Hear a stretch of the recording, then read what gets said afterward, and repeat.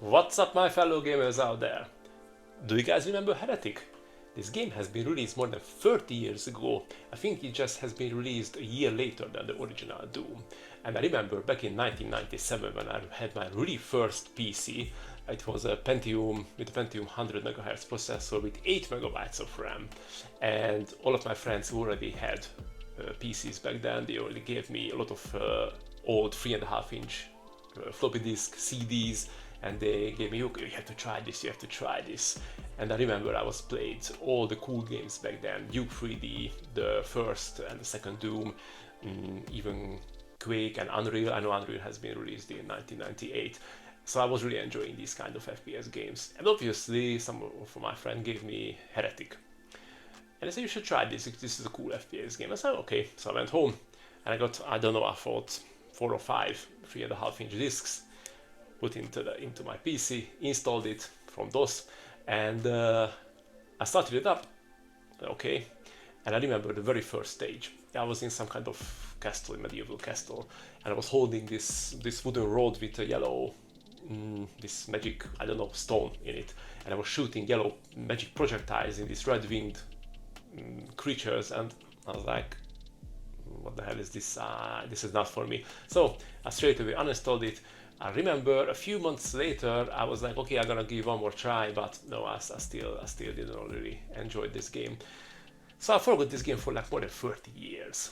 And lately I was checking out what kind of cool old school FPS game I can play, and I realized that Heretic and Hexen, which is a sequel, has been remade by Nightdive Studios. These guys are really cool because they are preserving these old school FPS games for the future, and they are modernizing. You can play with controllers on higher resolution and even on consoles as well. So I said, okay, I know what I'm going to get into. Maybe 30 years ago I'm going to enjoy Heretic. So am I enjoyed it? Yes, I did. This is a very solid game. It's and I have to say that a lot of improvements has been made compared to Doom. I'm going to talk about in the video what are these improvements. And if you love these kind of old school FPS games, definitely give this one a try. So without any further delay, I don't want to talk about in the intro too much. So let's jump in the video and see why Heretic still holds up today. Let's get started. Heretic was released in 1994 by Raven Software, using the same engine that powered Doom. In fact, it was published by ID Software, which explains why the game feels so familiar to Doom. But don't be fooled by the looks. Heretic wasn't just a fantasy reskin of Doom, which looks at the first glance. The game introduced several new ideas that would later influence many modern games, like an inventory system, usable items, and vertical aiming. At the time, the game was well received. The critics loved the atmosphere and innovation, but some players preferred the simplicity of Doom. And I was definitely one of those players back then. I remember starting up the game, seeing the magic wand with the yellow stone, shooting yellow projectiles at bat-like wing creatures, and I was like, this is not for me. At that time, I was not really into fantasy stuff, so I dismissed this game for almost 30 years. Well, fast forward to today, and thanks to Nightdive Studios, Heretic is much easier to experience than ever. The modern version has a lot of improvements, like support for modern systems including consoles, controller compatibility, a smoother performance, and a lot of different options and mods to have a different gameplay experience, and a remastered orchestral soundtrack. I have to say the updated music is fantastic, it really matches the atmosphere. It keeps the original tone, but makes the whole experience feel more cinematic. When I started to play and had to make my choice which version of the music I would go with, I was tempted to go for the original as long as it's not PC speaker sound. Do you guys remember how horrible the sounds and music were on this thing? But I was sure that the orchestra music really matches for this game, so I went with it and I have not regretted it. When I started to play Heretic again, after these many years, I knew what I can expect.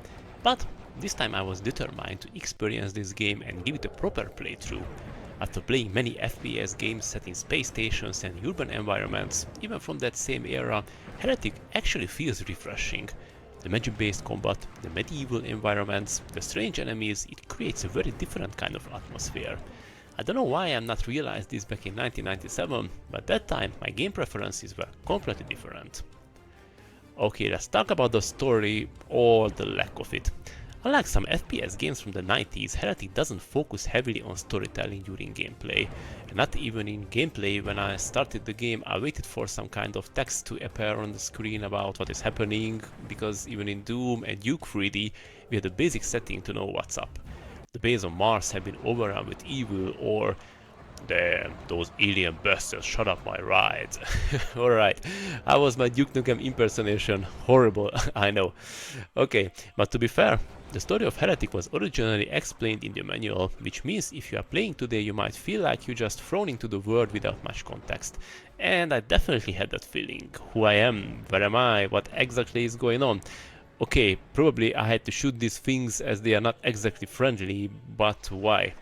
Alright, no worries, I had a story for you here. You play as an elf-like warrior seeking revenge against the Serpent Riders, powerful evil beings who have devastated your world. The main antagonist is Desperial, a dark sorcerer-like figure who commands armies of monsters and undead creatures. Well, now that we know about the details, it is a solid story for an FPS. We do not need any more details, this is not an RPG. So, let's keep repenteering. Ah, sorry, that's a different game. But how is the gameplay of Heretic? Basically, it feels very similar to Doom and to other FPS games of that time. Fast movement, projectile-based combat and maze-like levels. But Heretic introduces one major difference, an inventory system. Instead of using items immediately, you can store them and use them whenever you want. For example, health potions can be saved for later, and you get the Tome of Power, which temporarily boosts your weapons. And there are some really fun items, like the one that turns enemies into chickens. And I know what you are thinking right now, I thought the same. No, it does not work with bosses. It would be too cool to turn a final boss into a chicken. But despite that, this item is useful when there are a lot of enemies and you are struggling, and believe me, it will happen a lot. I love the inventory system, it is very useful. It is good that you can carry your health or other item with you instead of leaving it behind knowing that it would be useful later. And the rigger would come on the next stage like, oh shit, I could use that energy orb now. And the combat is fast and responsive, just like you expect from a Doom engine game. But the magic-based weapons gives it a unique feel. Instead of guns, we are using magical staffs, enchanted crossbows, and powerful spells-like attacks. Another difference is that you can aim vertically. So, unlike Doom, you actually need to aim up and down in certain situations. It's a small addition, but it adds more depth to the combat. I played with controller, so it was fun, but I remember playing these old school FPS games with a keyboard back then and using page up and page down buttons to aim up and down, and it was a bit tricky, but if you get used to these controls, it was okay. What I really enjoyed in the game is that the levels are maze-like, but not crazy mazes. This sounds like crazy mazes. Alright, where you are keeping going around trying to find a hidden door or to find a key and getting frustrated as you're just walking around on an empty level where you are already defeated all of the enemies and you're just looking for a hidden switch or door or a key to progress in the game, but you are just stalled and getting frustrated and frustrated.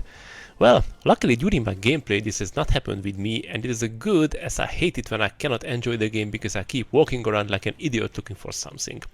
There are many secrets and hidden rooms on every level where you can find extra items, which thanks to the inventory system, you can take it with you. Heretic follows an episode-based structure similar to Doom. Each episode has its own theme and visual identity, and this is where the game really shines and keeps the experience fresh and never boring. It was exciting to start a new episode to see what kind of hell I will go into. We start in a medieval dock and city-like area with stone buildings, courtyards and open spaces.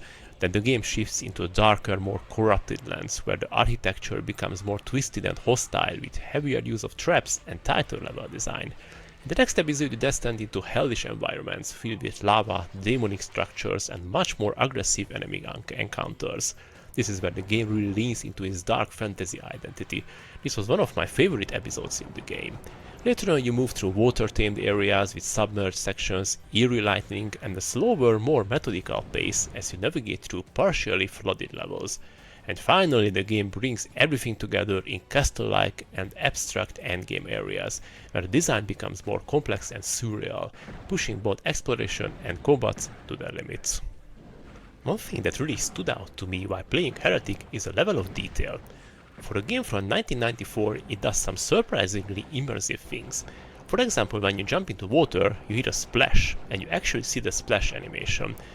I know it sounds silly, but that kind of detail might seem small today, but back then it added a lot to the atmosphere.